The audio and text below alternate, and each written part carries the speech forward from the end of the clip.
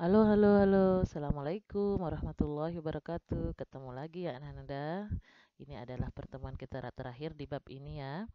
Nah, sebelum mulai, marilah kita buka dengan membaca basmalah. Bismillahirrahmanirrahim. Ya, kali ini kita akan membahas tentang besaran pokok dan besaran turunan ya.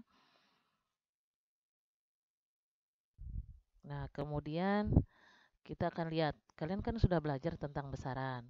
Apa itu besaran? Ayo. Ya, besaran adalah segala sesuatu yang bisa diukur, ya. Semua yang bisa diukur itu disebut dengan besaran. Dia memiliki nilai dan satuan. Nah, ada dua besaran, yaitu pertama besaran pokok, nanti yang kedua namanya besaran turunan, ya. Nah, ini dia. Besaran pokok adalah besaran yang satuannya sudah ditetapkan. Jadi satuannya itu udah ada ya. Ada 7 banyaknya besaran pokok ini dan harus kalian ingat, kalian hafalkan, kalian ingat ini akan kalian pakai sampai kalian besar nanti belajar tentang IPA ya. Nah, jadi ada 7 besaran pokok ini beserta satuan internasionalnya. Silahkan dibaca ini. Ada panjang, massa, panjang satuannya meter internasionalnya ya, massa kilogram, waktu sekon atau detik, suhu itu Kelvin, kuat arus itu ampere, intensitas cahaya kandela, jumlah zat itu mol ya. Jadi itu 7 besaran pokok yang harus kalian ingat ya. Nah, apa aja yang kita pelajari untuk besaran pokok kali ini? Ada 3 yaitu panjang, massa, dan waktu ya. Kita langsung lihat. Nah, sekarang besaran pokok panjang. Oke, 3 ini kita pelajari. Nah, panjang memiliki satuan internasional itu meter ya. Nah, 1 meter itu didefinisikan sebagai jarak yang ditempuh cahaya dalam selang waktu 1/299 juta sekian detik ya. Ya, alat ukur panjang apa aja? Nah, ini ada penggaris, jangka sorong, mikrometer sekrup, meteran ya. Yang ini ada namanya rollmeter ya. Nah, semuanya untuk mengukur panjang ya. Nah, tapi fungsinya nanti berbeda-beda. Ada yang mengukur panjang yang sangat besar, maka itu menggunakan biasanya rollmeter ya. Nah, kalau yang kecil bisa mungkin menggunakan penggaris atau yang paling kecil itu bisa menggunakan jangka sorong dan mikrometer skrup. Nanti kita lihat. Oke, alat ukur panjang. Nah, alat ukur untuk panjang ini biasanya digunakan untuk mengukur suatu objek untuk mengetahui tingginya, panjangnya, lebarnya, atau tebalnya. Nah, semuanya itu merupakan besaran panjang ya. Jadi lebar, tebal, tinggi itu masuk ke besaran panjang. Nah, apa aja alat ukurnya? Pertama kita lihat ini secara umum ini yang biasa digunakan adalah mistar atau penggaris. Jadi bukan mistar gawang ya. Ya, mistar yang dimaksud di sini adalah penggaris ya. Alat ini biasanya untuk mengukur benda yang tidak kecil tapi juga tidak besar juga ya. Misalnya panjang pensil, panjang buku, panjang meja ya. Ya, bisa digunakan penggaris ya. Nah, ini ketelitiannya 1 mm atau 0,1 cm.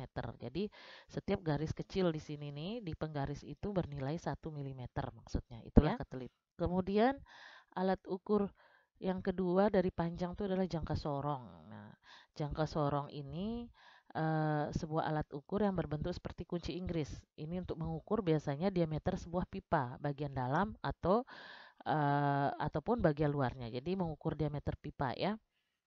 Nah, ada dua nanti skalanya, itu skala utama dan skala nonius yang bisa digeser-geser ya. Ketelitiannya itu 0,01 cm atau 0,1 mm. Bu Guru biasanya menggunakan 0,01 cm ini karena nanti ketelitiannya mirip dengan mikrometer skrup, tapi satuannya yang berbeda ya. Kalau di sini jangka sorong tuh ketelitiannya 0,01 cm, cm ya satuannya. Oke, ini dia bentuk dari jangka sorong ya. Nah, ya jadi seperti ini bendanya ada di tengah ketika diukur dan bisa disorong. Ada rahang. Ini bagian-bagiannya ya. Kalian bisa lihat di sini ada skala utama di tengah yang besar seperti penggaris ini, kemudian skala nonius yang kecil ya. Cara pembacaannya kita akan pelajari mudah-mudahan nanti setelah kita akan bertatap muka ya. Oke, selanjutnya alat ukur yang ketiga itu mikrometer skrup. Nah, ini juga untuk mengukur benda yang paling kecil ya. Biasanya tidak bisa diukur menggunakan penggaris ya. Mikrometer skrup ini bisa mengukur ketebalan plat aluminium yang tipis banget, ketebalan kertas, satu kertas ya, ketebalan kawat dan lain-lain. Jadi untuk mengukur benda-benda yang sangat tipis itu bisa menggunakan mikrometer skrup ya. Ketelitiannya ini lebih teliti dari jangka sorong yaitu 0,01 mm. Kalau tadi jangka sorong 0,01 cm, maka ini adalah 0,01 mm ya. Satuannya yang berbeda, angkanya 0,01-nya sama ya. Oke.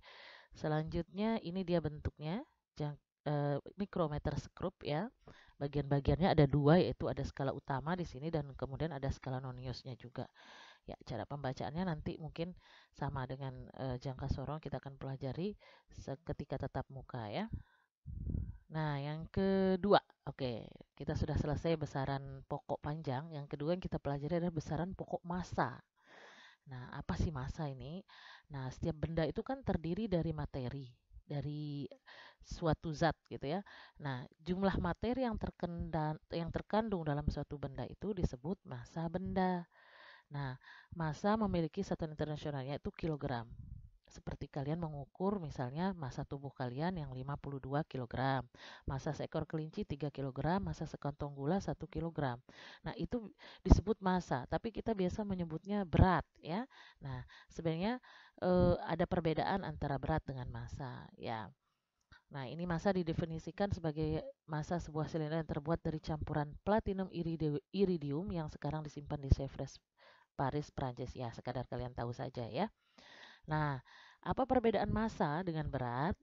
Ini dia ya, coba kita lihat. Massa itu nilainya selalu tetap, tidak dipengaruhi gaya gravitasi dan satuannya kilogram.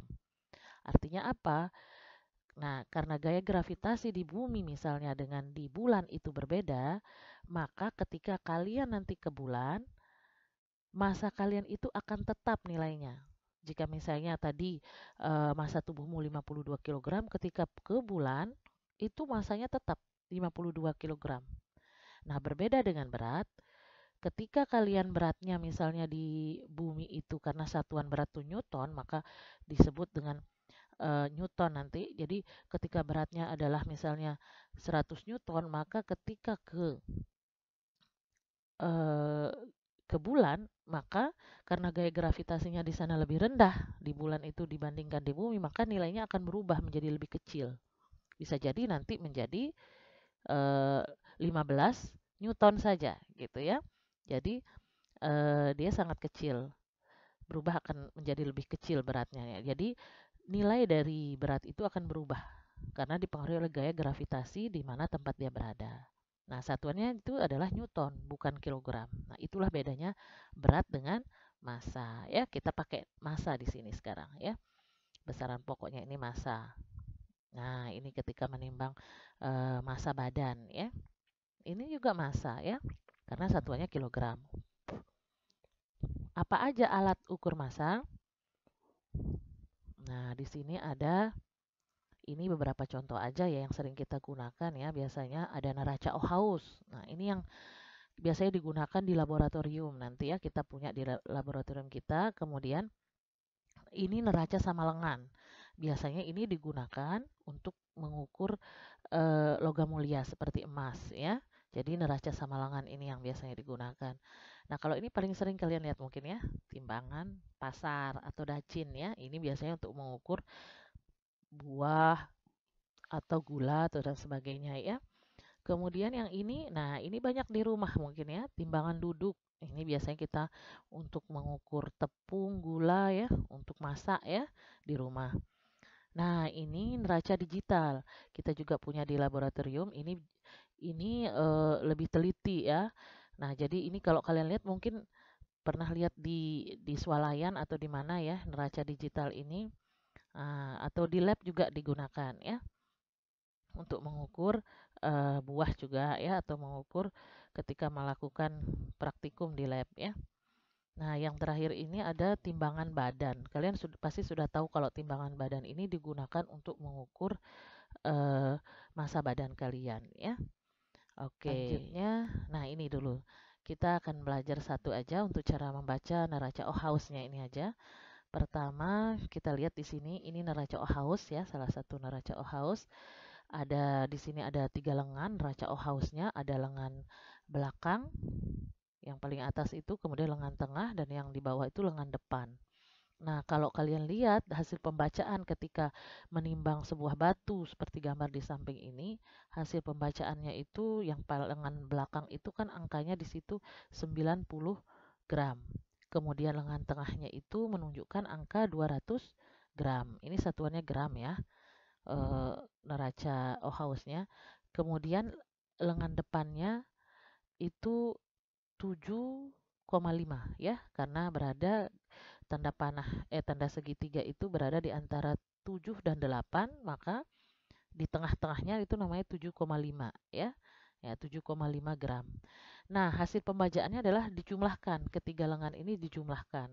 Seperti pada matematika aja dijumlahkan ya, gampang ya. 90 ditambah 200 ditambah 7,5. Itu hasilnya adalah 297,5 gram. Nah, jadi begitu cara membaca eh, Naruh House ini. Insya Allah tidak sulit ya Nanda ya. Lanjut. Oke. Nah, yang ketiga adalah besaran pokok waktu ya. Nah, waktu adalah selang antara dua kejadian atau dua peristiwa. Waktu memiliki satuan internasionalnya itu sekon. Sekon itu nama lain dari detik ya. Nah, satu sekon ini didefinisikan sebagai waktu yang dibutuhkan oleh atom cesium untuk bergetar sebanyak 9 miliar 192 juta sekian kali ya. Jadi ini hanya untuk diketahui saja ya. Oke, kita lihat satuan waktu itu sebenarnya banyak. Kalau dalam waktu yang agak lama, mungkin kalian tahunya detik, tadi ya ada jam, menit, kemudian ada juga hari, bulan, tahun, bahkan abad. Ya, itu semua adalah satuan waktu dalam jarak waktu yang cukup lama tapi ya. Nah, satu hari kalian tahu itu 24 jam, satu jam itu 60 menit, satu menit itu 60 sekon. Oke. Alat ukur waktu apa sih? Nah, ini ada arloji atau jam tangan yang pasti yang udah kalian kenal ya. Kemudian ada dulu tuh ada jam pasir ya, tuh seperti itu ada pasirnya jatuh seperti itu ya. Mungkin pernah ada yang lihat. Ini juga alat ukur waktu ya. Kemudian stopwatch digital. Nah, ini sudah ada angkanya ya. Stopwatch digital ini. Nah, kalau ini stopwatch analog ya. Kita harus membaca dulu gitu ya. Berapa angka yang tertera di situ baru kita mengetahui hasil pembacaannya. Nah, kemudian ada jam matahari. Ini mungkin jarang kita lihat ya. Nah, tapi ini adalah semua alat ukur waktu. Nah, yang kedua, besaran tadi ada dua, besaran pokok. Yang kedua adalah besaran turunan. Besaran turunan adalah besaran yang satuannya diturunkan dari besaran pokok. Ya, jadi selain dari 7 besaran pokok tadi itu termasuk besaran turunan. Contohnya ini banyak sebenarnya ya, banyak banget. Selama berjalannya waktu nanti kalian akan tahu ya, terutama dalam pelajaran IPA nanti kalian banyak mengenal besaran-besaran lain ya, yang bisa diukur. Pertama ini yang paling sering kita dengar mungkin luas, volume, massa jenis, kecepatan, percepatan, gaya, usaha, dan energi, tekanan, daya, momentum. Nah, satuannya ini kalian lihat di paling pinggir nih. Nah, ini satuannya berasal dari turunan besaran pokok ya. Meter persegi ini kan meter ini panjang ya, dari besaran panjang ya, panjang kali lebar. Dari rumus ini bisa dilihat satuannya nanti. Lanjut dulu ya. Nah, cara mengukur beberapa besaran turunan. Nah, jadi ada contoh beberapa besaran turunan. Nah, volume untuk volume benda tak beraturan ya. Kalau volume kubus, volume bola itu kan ada rumusnya untuk mengukurnya dalam matematika ya. Tapi kalau bendanya tidak beraturan seperti batu, nah ini gimana cara mengukurnya? Caranya adalah menggunakan gelas ukur. Yang pertama ini namanya gelas, maaf, ini namanya gelas eh, ya, gelas ukur ya, gelas ukur. Jadi pertama kalian masukkan air seperti gambar yang gelas ukur yang pertama ini, isi airnya adalah 50 mili, boleh berapapun lah ya airnya. Nah, kalian isi, kemudian kalian masukkan benda yang kalian mau ukur itu ke dalam gelas ukur ini. Nah, ketika masuk bendanya, benda yang tak beraturan bentuknya itu entah batu, ini telur atau sebagainya itu, maka akan naiklah airnya. Nah, lihatlah kenaikan airnya. Kalau awalnya sebelum masuk itu 50, kemudian setelah masuk seperti gambar ini 60, maka volume dari benda yang masuk ini adalah selisihnya. Selisih itu artinya dikurangkan. 60 dikurang 50. Berapa? 10, benar. Jadi ini 10 mili ya, ini satuannya mili. Untuk volume gelas ukur ini mili. Jadi volume dari percobaan ini batu ini ya, kita anggap ini batu, itu adalah 10 mili ya. Nah, kalau yang cara yang kedua ada yang lebih gampang itu adalah menggunakan bejana berpancuran namanya ini. Ini ada keran kayak keran atau apa pancuran ya. Kalian bisa gunakan wadah apa aja, kemudian masukkan air di sampai ke bibir apa namanya bibir pancurannya. Kemudian kalian masukkan benda yang kalian mau ukur, otomatis nanti air itu akan tumpah karena penuh ya, karena ada benda yang masuk. Nah, ketika air yang tumpah ini kalian ukurlah volumenya. Berapa air yang tumpah, itulah volume dari benda yang kalian masukkan. Itu cara kedua untuk mengukur volume benda tak beraturan. Kemudian yang kedua, cara mengukur beberapa besaran turunan yang kedua contohnya konsentrasi larutan. Nah, konsentrasi larutan ini contohnya ketika kalian membuat larutan gula, melarutkan gula atau mungkin garam. Nah, itu cara mengukur konsentrasi larutannya adalah dengan mencari massa zat terlarut. Misalnya kalian melarutkan gula, berarti berapa massa gulanya? Misalnya di contoh soal ini 5 gram massa gulanya. Ya, dibagi dengan volume pelarutnya ya, dibagi artinya dengan volume pelarut. Berapa volume air? Pelarut itu adalah air di sini. Nah, volumenya adalah 250 mili. Maka kalian akan tinggal bagi di sini 5 gram dibagi 250 mili. Hasilnya dibagi saja ya. Nah, 0,02 gram. Ini satuannya adalah gram per mili. Sesuai dengan satuan yang ada di sini ya, gram per mililiter ya. Oh, gampang kan? Yang terakhir ini adalah untuk besaran turunan ini mengukur laju pertumbuhan. Nah, laju pertumbuhan ini besaran panjang dan waktu bisa digunakan untuk mengukurnya ya. Nah, contohnya adalah ketika kalian misalnya mengukur berapa pertumbuhan dari tanaman jagung ya. Nah, ketika kalian mengukur berapa pertumbuhan tanaman jagung, kalian pertama pasti akan mencari berapa sih tinggi awalnya dari jagung itu, tanaman jagung. Nah, di sini contohnya adalah awalnya tinggi tanamannya itu 20 cm. Nah, kemudian setelah 10 hari tingginya menjadi 60 cm setelah diukur ya. Nah, berapa laju pertumbuhannya? Ini gampang. Jadi rumusnya adalah laju pertumbuhan itu pertambahan tingginya, yaitu tinggi akhir dikurangi tingginya awalnya dulu yang pertama kalian ukur, yang ketika pertama kalian ukur. Nah, berapa? Tinggi akhirnya ke 60, tinggi awalnya waktu itu adalah pertama diukur tuh 20, dikurangin 60 kurang 20. Itulah pertambahan tingginya. Dibagi selang waktu berapa hari itu? Waktunya sampai dia tumbuh sampai 60 cm. 10 hari. Berarti 60 ini dikurangin dulu dengan 20, pertambahan tingginya menjadi 40. 40 dibagi 10 itu 44 cm per hari. Karena kita menghitungnya per harinya ya. 4 cm per hari dia tumbuh.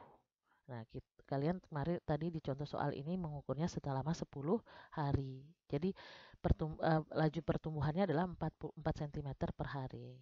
Nah, gampang kan? Kalian bisa insya Allah ya. Insya Allah selanjutnya akan ada latihan. Nah, sampai jumpa lagi di lain kesempatan. Wassalamualaikum warahmatullahi wabarakatuh.